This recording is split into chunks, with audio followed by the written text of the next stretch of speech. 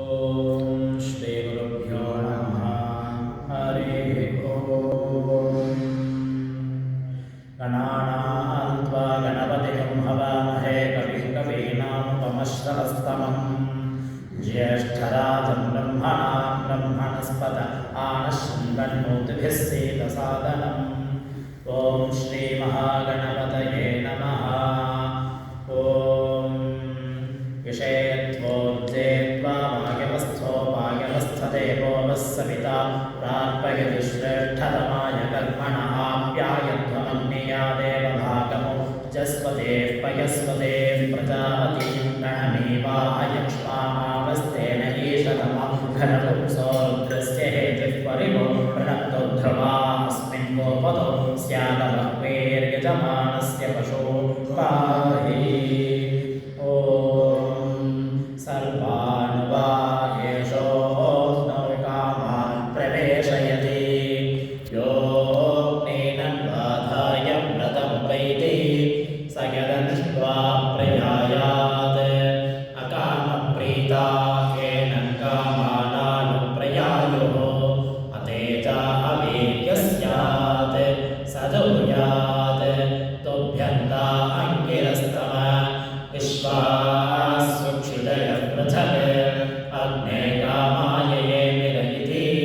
कामानेवास्मिन् दधाति कामप्रीता येनं कामाः अनुप्रयान्ति तेजस्वी वीर्यावान् भवति सन्ततिर्वा येषा यज्ञस्य योऽग्नेनन्वाधाय व्रतमुपैति स यदुद्वायति विच्छेद्येवास्य सा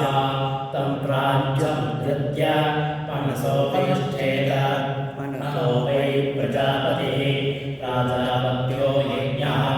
मनसैव यज्ञं सन्तनोति भूरित्याह भूतो वै प्रजापतिः भूतिमेवोपैति विवा एष इन्द्रियेण वीर्येण ध्यते यस्याहिताग्नेरग्निरमक्षायति यावत् सम्यया प्रविद्येत् यदि तावदपक्षायेत् तटुं सम्भरेत् इदन्त एकं वर इत एकं तृतीयेन ज्योतिषा संविशस्व संवेशनस्तनुभै चारुरेधि प्रिये देवानां परमे जनित्र इति ब्रह्मणैवैकं सम्भरति सैव ततः प्रायश्चित्तिः यदि परस्थलामपक्षायेत् अनुप्रयायावस्येत् सो एव ततः प्रायश्चित्तिः ओषधेर्वा एतस्य पशोन्वयः प्रविशति यस्य हविषे वत्सा अपाकृता धयन्ति तानि यद्गृह्यात् त्यातयाम्ना हविषाय चेत यन्न गृह्यात् यज्ञमनुरन्तर्यात् वायव्याय वागोन्निर्पपेत् वायुर्वैवग सम्प्रदापयिता स एवास्मै वयः प्रदापयति पयो वा ओषधयः पयः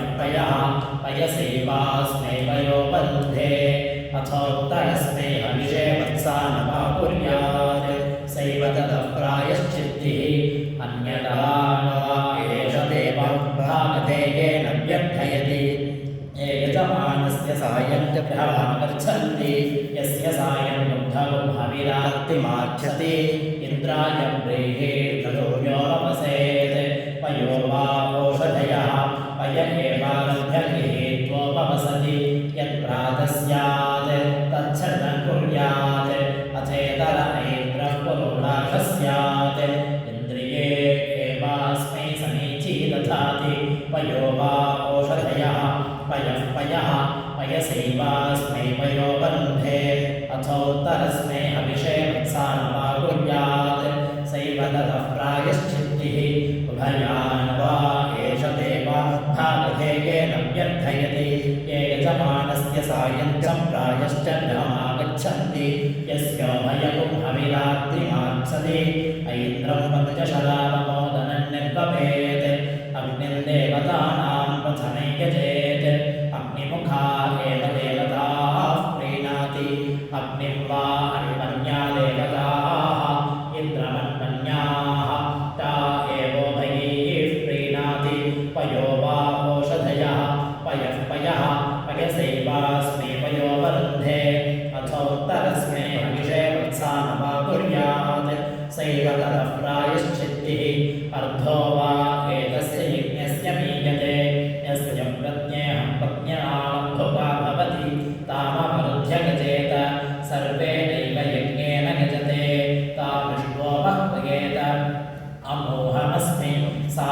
त्वं यौरहं पृथिवी त्वं सामाहं ऋत्वं तावेहि सम्भवाः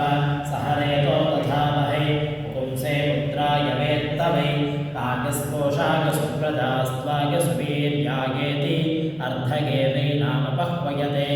सैव ततः प्रायश्चित्तिः यद्विश्रन्नेन जुहुयात् अप्रजा अपशुर्यजमानः स्यात् यदनायतने निनयेत् अनायतनः स्यात् राजामत्य यच्चावल्मीकमपायामपनयेत् राजामत्यो वै वल्मीकः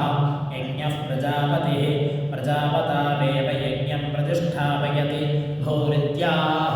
भूतो वै प्रजापतिः भूतिमेवोपैति तत्कृत्वा अन्यान् दुग्ध्वा पुनर्होतव्यं सैव ततः प्रायश्चित्तिः यत्कीडावपन्नेन जुहुयात् अप्रजा अपशुर्यजमानः स्यात् यदनायतने निनयेत् अनायतनः स्यात् मध्यमेन वर्णेन द्यावा पृथिव्यगच्छान्तः परिधि निनयेत् द्यावा पृथिव्योरेवैनत्प्रतिष्ठापयति तत्कृत्वा अन्यान् दुग्ध्वा पुनर्होतव्यं सैव ततः प्रायश्चित्तिः यदवपिष्टेन जुहुयात् अपरूपमस्यात् मञ्जायेत किलासो वा स्यादर्शसो वा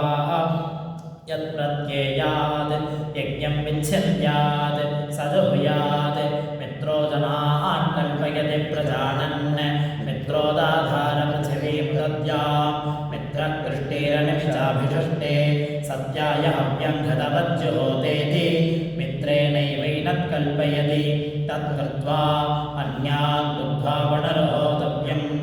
सैव ततः प्रायश्चित्तिः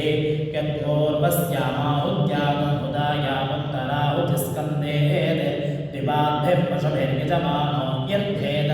यदुत्तरयाभिजुहुयात् चतुष्पाद्भिः पशुभिर्यजमानो यद्धेत